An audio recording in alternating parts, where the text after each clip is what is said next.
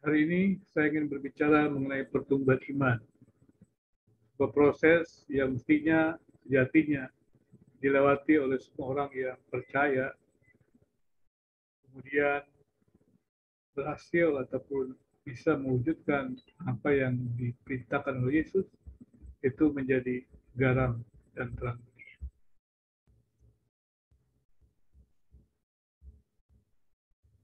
Pertumbuhan iman. Bab itu 1 ayat 1 sampai 11.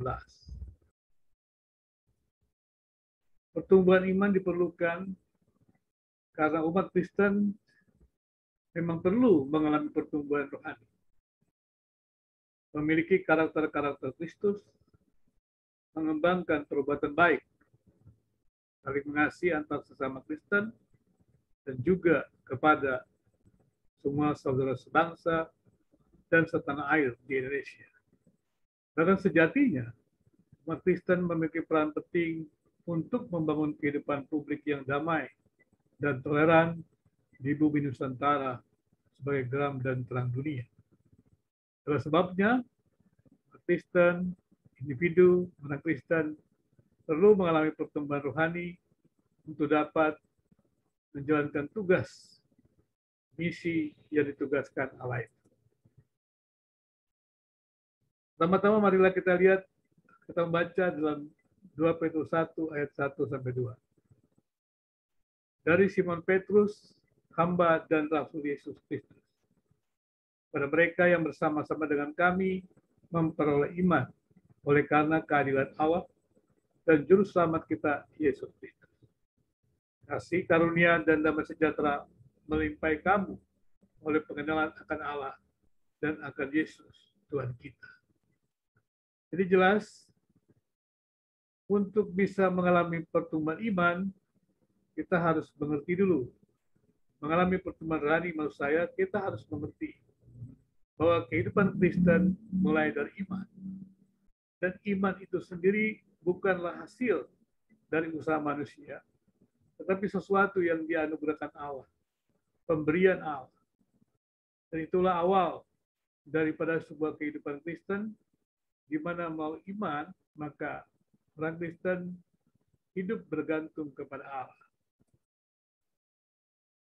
Kemudian lebih jauh lagi, yang dimaksud iman di sini adalah iman dalam pribadi Kristus. Allah sendiri telah menyelesaikan keselamatan orang percaya dengan kuasa Allah yang tak terbatas. Apa yang manusia tidak dapat kerjakan untuk keselamatan dirinya, telah dikerjakan Allah dengan sempurna. Kristus mati di salib untuk menggenapi rencana Allah untuk penebusan manusia berdosa. Jadi lebih fokus lagi atau lebih khusus lagi, yang dimaksud dengan iman ini adalah iman dalam pribadi Kristus. Artinya adalah ketika manusia jatuh di dalam dosa, Allah yang penuh kasih itu memiliki rencana untuk penebusan dosa manusia. Dan rencana penebusan dosa manusia itu dikerjakan secara sempurna oleh Kristus di kayu salib. Itulah sebabnya dikatakan di sini bahwa iman dalam pribadi Yesus. Karena Yesuslah yang telah mengerjakan atau menggenapi rencana Allah, yaitu penyelamatan manusia berdosa melalui korban yang dikerjakan dirinya di kayu salib. Jadi iman juga melibatkan kuasa Allah dan janji Allah. Iman melibatkan kuasa Allah karena kuasa ilahinya telah menganugerahkan kepada kita segala sesuatu yang berguna untuk hidup yang saleh oleh pengenalan kita akan Dia yang telah memanggil kita oleh kuasanya yang mulia dan ajaib. Jadi karena anugerah Allah lah, iman kepada Allah, iman kepada Kristuslah, maka kita mempunyai kemampuan untuk hidup saleh, mempunyai pengenalan yang benar akan Tuhan. Dan itu adalah karena kemurahan dari Allah yang Maha Kuasa dan ajaib. Ketika orang Kristen secara pribadi menerima Yesus, bisa dikatakan dia mengalami kuasa Allah. Jadi barang siapa beriman kepada pribadi Yesus, kepada Allah yang penuh kasih itu, yang merencanakan penebusan dosa manusia yang digenapi oleh Yesus kayu salib, dan beriman kepada janji-janji Allah itu, maka orang tersebut bisa dikatakan menerima atau mengalami kuasa Allah. Kemudian juga iman melibatkan janji Allah.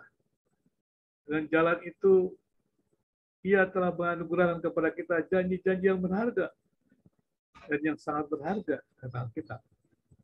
Supaya olehnya, kamu boleh mengambil bagian dalam kodrat ilahi dan luput dari hal nafsu duniawi yang membinasakan dunia.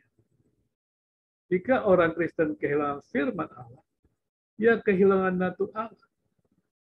Jadi orang Kristen harus hidup dalam kebenaran Allah, hukum-hukum Allah, firman Allah.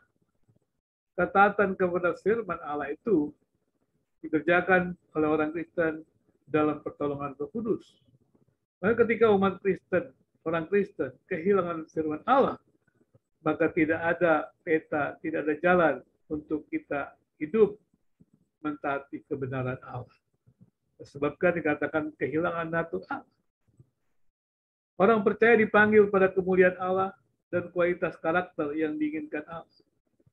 Orang percaya dipanggil bukan saja untuk menikmati keselamatan atau mempropagandakan klaim-klaim bahwa dirinya diselamatkan. Tapi orang percaya dipanggil untuk kemuliaan Allah, bukan untuk kemuliaan diri orang itu, tetapi untuk kemuliaan Allah dan kemudian menghadirkan kualitas karakter yang diinginkan Allah. Orang percaya juga dipanggil untuk hidup harmoni dengan karakter moral Allah. Dan demikian maka orang percaya gambar Allah itu menampilkan Allah yang kudus, Allah yang mulia. Itulah sebab yang dikatakan untuk kemuliaan Allah. Orang percaya diberikan janji-janji yang mulia dan berharga untuk menjadi seperti Kristus. Jadi menjadi seperti Kristus bukan tekanan, tapi sebuah kesempatan yang mulia, kesempatan yang berharga untuk menghadirkan sifat-sifat Kristus, kehidupan Kristus dalam kehidupan kita. Jadi kemudian kita juga baca dalam 2 Petrus 1 ayat 5-7.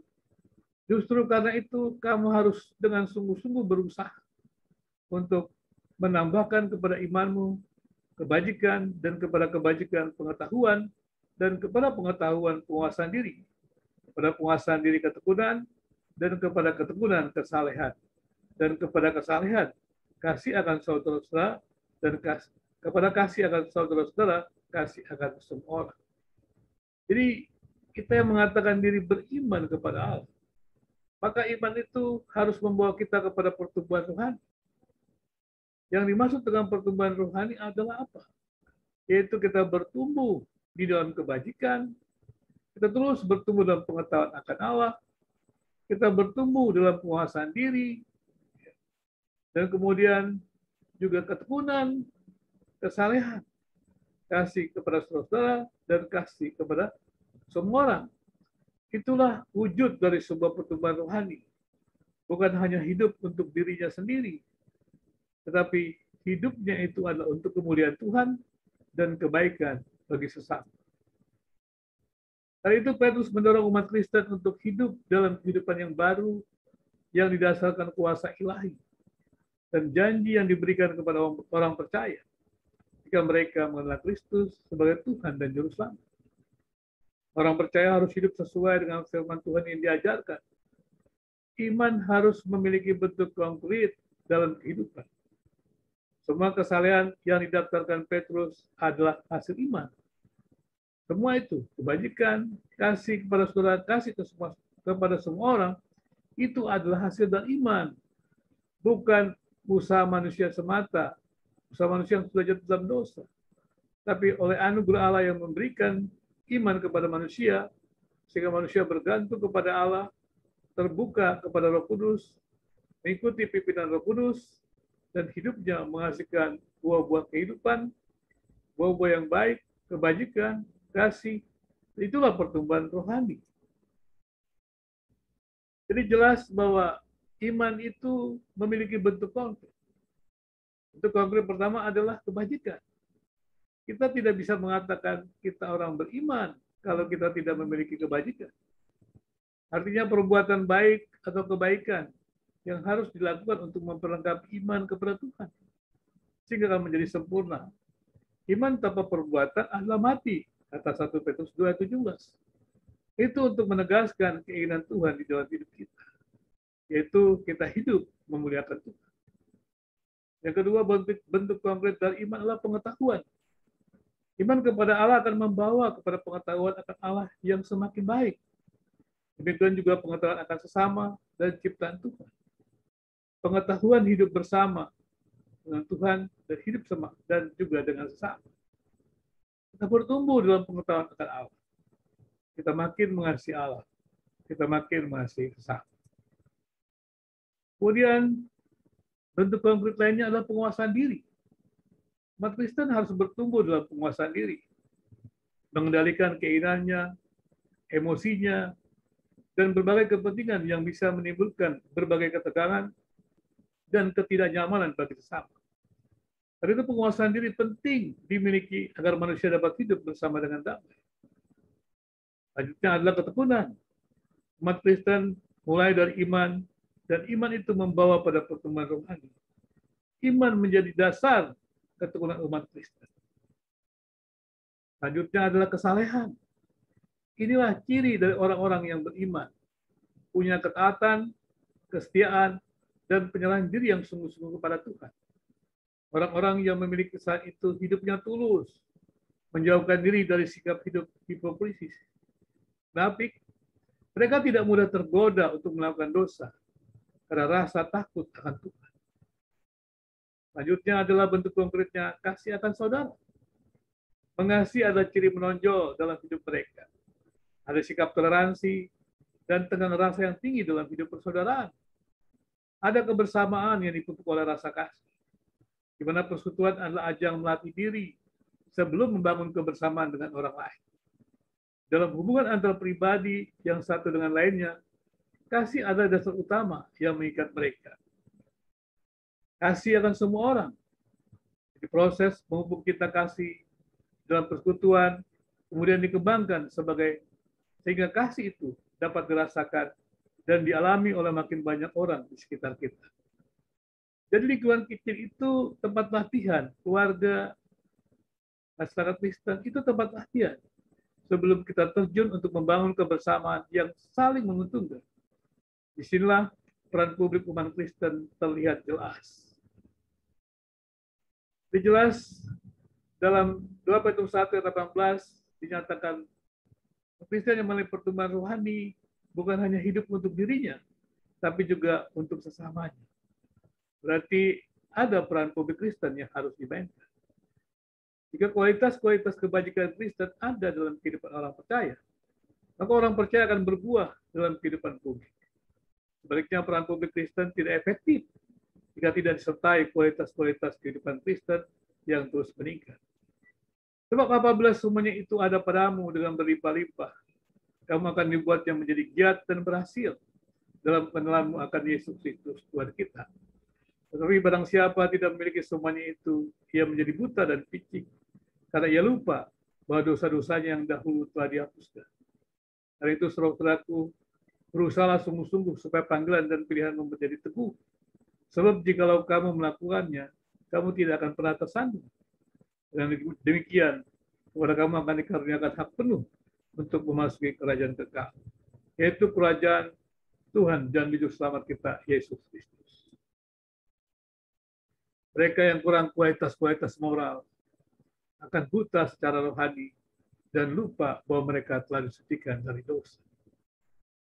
Dan juga orang percaya sepatutnya rajin mengerjakan panggilan dan pemilihan Allah, dan akhirnya dianugerahi kehidupan kekal. Kemudian aplikasinya bagi kita saat ini adalah bagaimana kehidupan Kristen kita saat ini?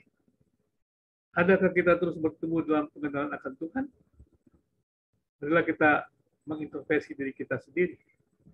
Adakah kita makin mencintai Tuhan untuk hidup bagi kemuliaan Tuhan? Kemudian adakah kita bertumbuh dalam kasih satu sama? Bagaimana peran publik kita? Bagaimana kehidupan ibadah kita? Apakah kita setia menjalani misi Kristus, bersaksi tentang Kristus, hidup menjadi garam dan terang dunia? Tuhan memberkati kita semuanya.